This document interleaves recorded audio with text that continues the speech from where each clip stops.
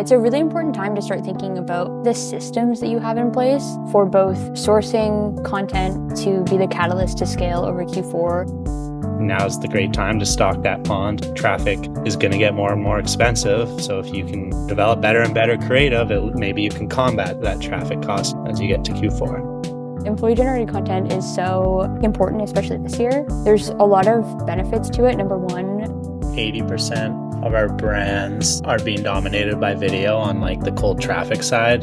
You need to stand out. It's not only that you need video, but you need that hook, that first second. Something needs to catch attention. And once people are aware of you, that's where that static imagery, that polished, that branded stuff's really gonna pop.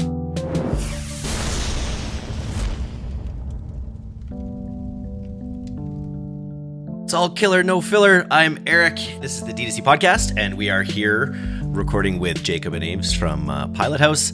Today, we are talking, we're going to flesh out an idea we talk about on the podcast all the time. For years, we've been talking about creative being the real leverage in your accounts, your real ability to target users. But today, we're going to put some meat on that skeleton and talk a little bit about exactly what you should be thinking about when you're thinking about creative as leverage, creative as growth levers, give you some systems, give you some frameworks for how we think about the kinds of creatives you need. And we'll go from there. Welcome, Aves and Jacob. Yeah, I can kind of kick us off. I think this is a particularly important part of the year to start thinking about this because of Q4. I feel like I'm in a race every year against myself to see how early I can bring up Q4 and stocking the pond and sharing of your creative. I do think this year I started talking about it in May, so that's pretty good. But yeah, it's a really important time to start thinking about specifically the systems that you have in place for both sourcing content to be the catalyst to scale over Q4, and also think about your systems for testing that content. I think sometimes we get really excited and it's content is king. As we said, it's the number one growth lever at your disposal. But also if you don't have a sound idea on how you're going to test it, it's a little bit moot as well. I don't know if you have anything there, Jacob? No, I'd agree. And now more than ever, like you said, content is the driver, with all these delivery tools coming out, AI delivery, all these things happening where a little less time is going into that mundane and more time is going to thinking about how am I actually going to stand out from my competitors, especially in Q4. It's not, the little mundane, big caps targeting things. It's the content that's going to make you stand out. And, I think now the effects of strong content, not necessarily polished, maybe some stuff's polished, some stuff's unpolished, but it needs to be strong and it needs to be consistent and it needs to be, once you find those winners, you need to be iterating and pumping out more winners. And this all requires a system, which, kind of leads into some of the other notes we have. And we're going to go through video specifically as well as, imagery specifically. But I think that's kind of, the key we're trying to drive home. And now, if you don't have that lever in place and system in place, it's almost getting to a point where it's too late. So it's just, now's the great time to stock that pond. To what Aves was saying, traffic is going to get more and more expensive. So if you can, develop better and better creative, maybe you can combat that traffic cost as well as you get to Q4. So we're talking about the kinds of content, and Aves, you kind of broke it down between video and still. Give us an idea of how important a huge stream of video creative is to Meta Campaign's growth. Totally, yeah. Video content is so important right now, and it's not just on Meta. It's across basically all major platforms. I put some notes in here about myself last Q4. I really got dunked on because I was working with a brand and we went from spending nothing on AppLovin to well over 6 figures. And most of these new platforms that pop up and can really help you scale in Q4 are going to be video driven. So making sure that you have a really healthy sort of treasure. What is it? A treasure box? Trove. A treasure trove. Treasure trove. That's right. Yeah. You want to load up video content because it's incredibly laborsome to create, but it works really well. So if you think about yourself in the middle of Q4, you don't want to be sourcing this content then. You already want to have a system in place to have it just flowing. I think another really like interesting way to differentiate video content, and we just had an adventurous episode about this if you want to listen to it, but we really think about video content as like human video content, and then you can break that down by CGC, UGC, and then EGC. CGC is like what we all know is creator content. So that's really classic video style content. You have someone that you are actively paying to make a video about your product. So it's going to look and feel a little bit different than those other types of video content, but it's really key in like nailing an angle. So I like to think about it like once I've incubated an idea, maybe made a couple rough versions of a short form video on my own, handing that off to someone who like is a professional, like their job is content creator, really helps kind of take it to that next level. So it's almost like you do the foundational work, figure out what the angle is, how to capture really engaging clips of your product.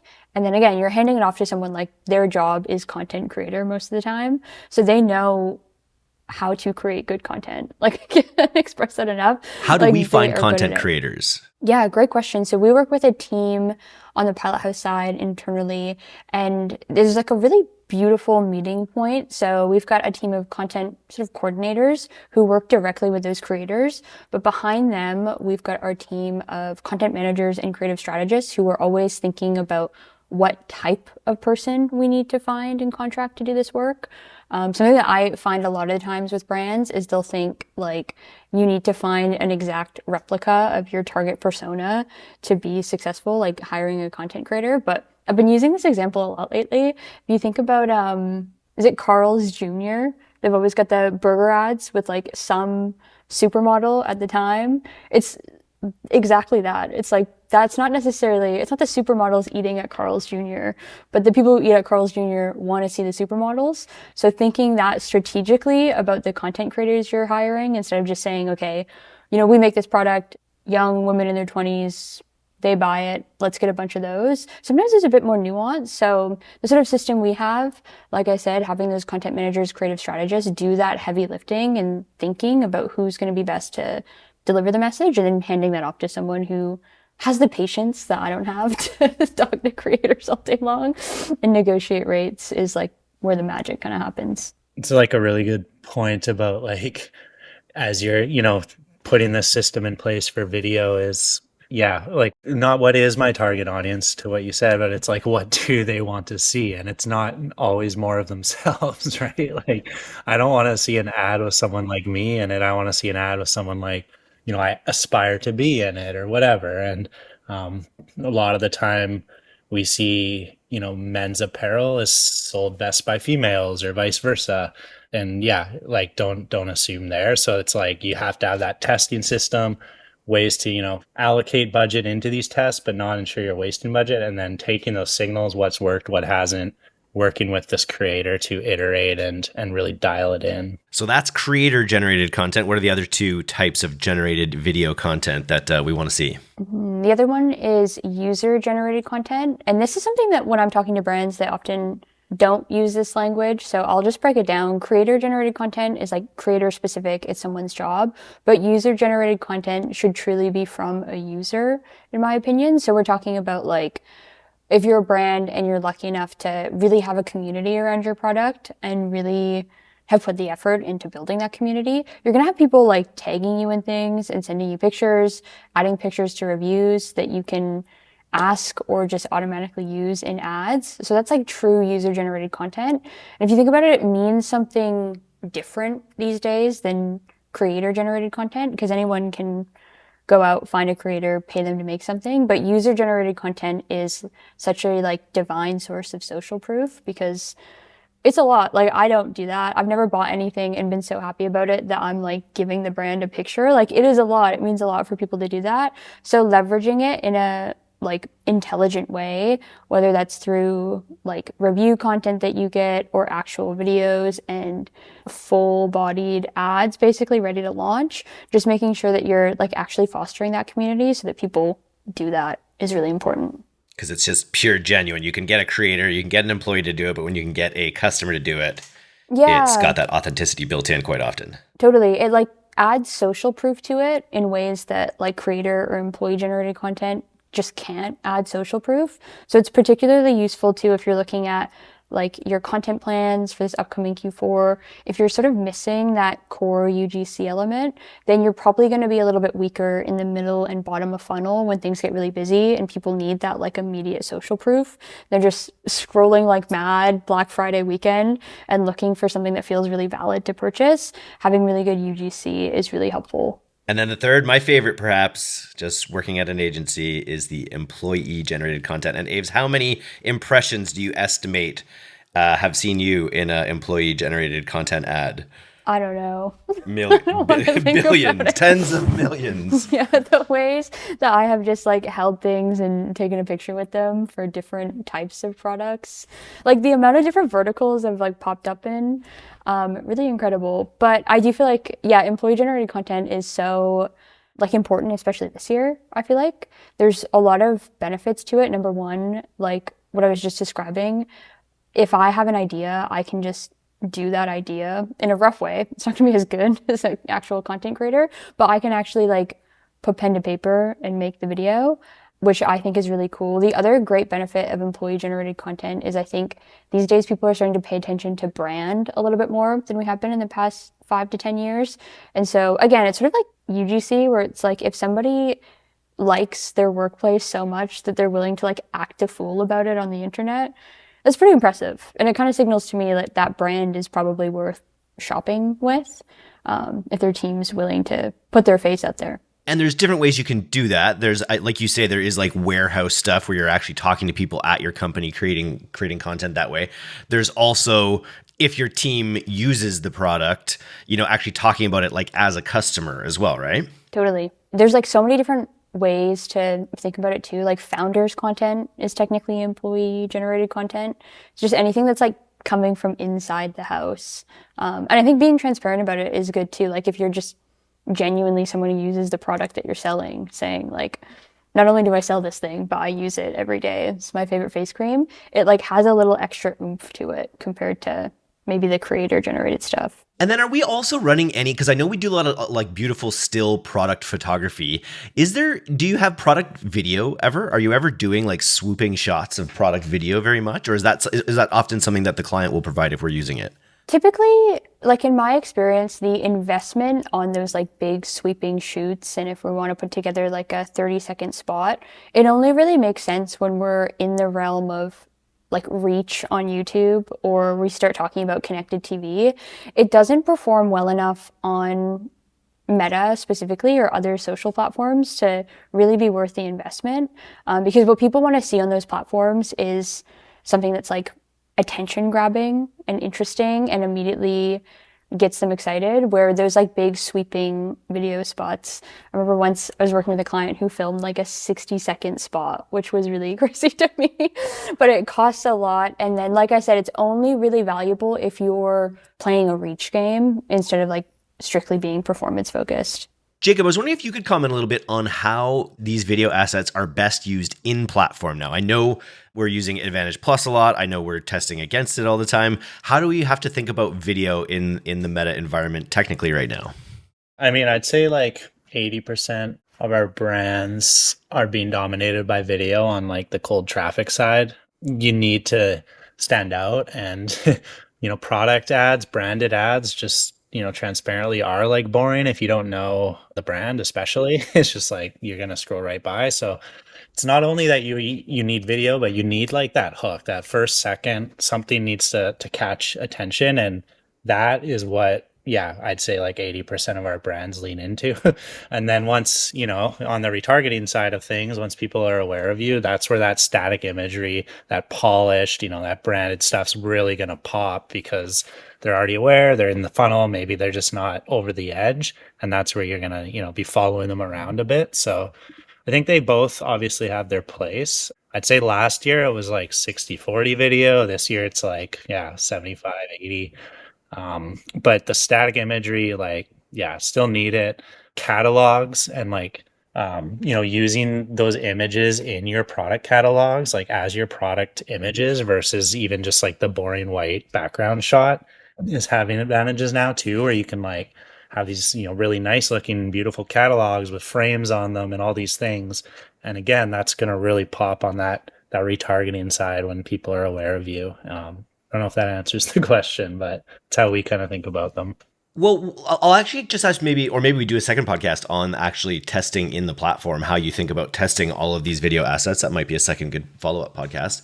But what are your thoughts on statics and their role, Aves? Yeah, I think static content still does work, like Jacob was saying, particularly in the middle and bottom of funnel when people are aware of your brand. And I think that they also, like, static content tends to really start to pull its weight around Q4 because you have a lot of people who are shopping in a much different way than they are the rest of the year. So the rest of the year, it's all about, like Jacob said, having that hook and something that's really exciting and attention grabbing to look at. But we've all been there where it's like, I don't know, I'm looking for a gift for my cousin's wife and I don't really care about this person. And so if I see a nice branded static with sale messaging on top of it, I'm probably going to make a purchase just because, like I said, Q4 is a really different beast on platform and people think and shop very differently. So they tend to start pulling their weight a little bit more. Something that I talk to brands a lot about is how we start sourcing and building a system around getting good photography for that. It's something that we do here at Pilothouse. We've got a fully functioning studio, but I often see this weird severance, another show I've never watched.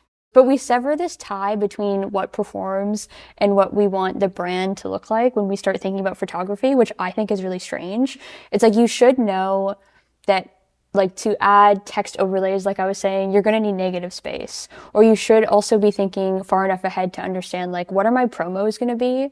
Can I include, kind of our 5 top sellers in this single shot? Because, if you sell my make-believe cup brand that I was referenced, if you sell mugs and also to-go cups, including all of that in a single image, because like I said, it's just so different during Q4. You don't know what someone's really looking at, but people are pretty trigger happy with clicking on ads. So making sure that you have kind of all your ducks in a row and also covered to be able to quickly produce stuff.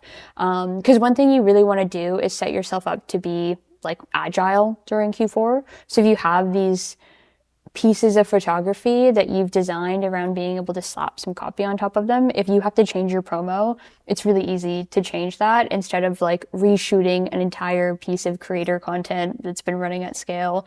You know what I mean? It just gives you options. And I feel to succeed in Q4 and to actually grow, you need to have those options to pivot and change things. How many options? I guess that's I know that's going to be relative to how much you're spending, but I think, we've outlined a really good sort of formula for the kinds of creative people want to have in their quiver, essentially.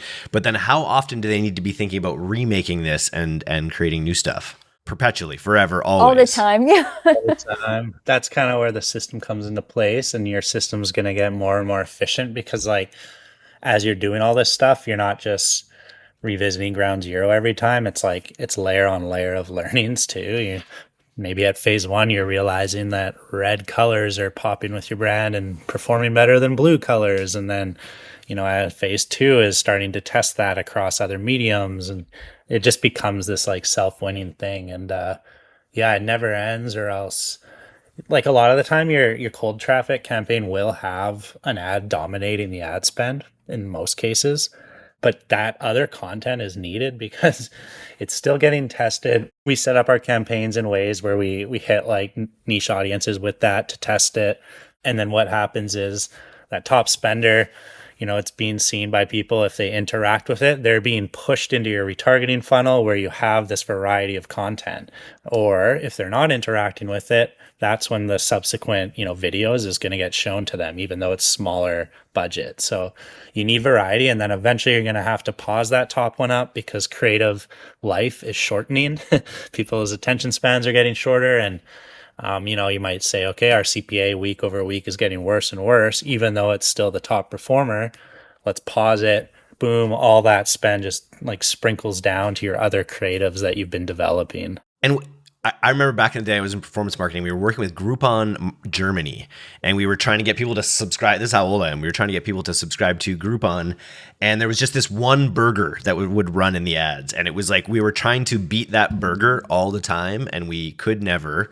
No matter what, all the different kinds of burgers, we were, burgers were best. We tried all different kinds of food. Burgers were best, and then this one burger we couldn't beat for the longest time. What do you do when you have, maybe a piece of creative that's done super well? Are you going back to so say it's a creator generated content, are you going back to that creator and getting them to try subtly different things, more expression? Are you trying to get them to beat their own burger? Yeah, this is a great tip that I think I got directly from Meta, which is what really counts is that first 3 seconds. So I've been in that exact situation a ton where it's like this burger is cooked to perfection, but what really matters is like the creative diversity in your account will help that ad continue to be served. So what I do is I just chop up the first 3 to 5 seconds, and I do it in a way that's like, number one, I start with the like visuals that we're seeing.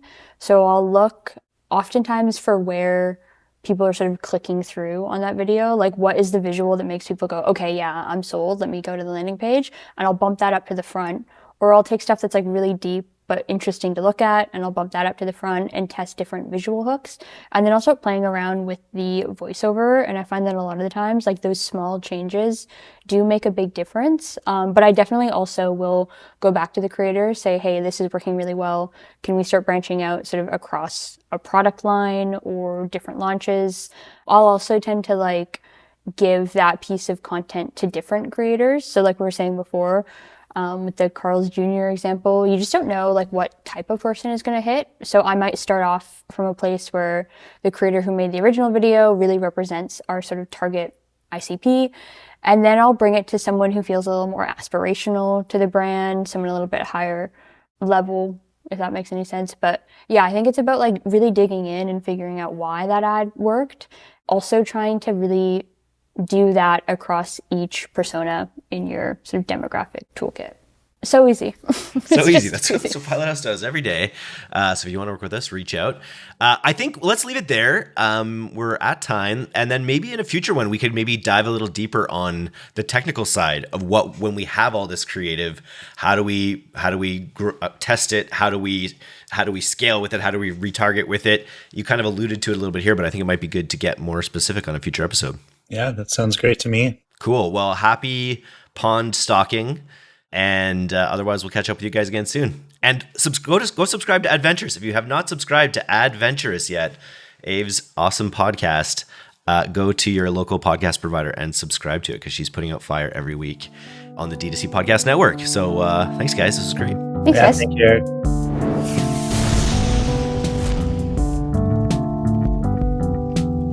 Thanks for listening to today's episode. If you're not getting the D2C newsletter, you can subscribe for free at directtoconsumer.co. And if you want to learn more about Pilothouse's all-killer, no-filler services, take off to pilothouse.co. I'm Eric Dick, and this has been the D2C Podcast. We'll see you next time.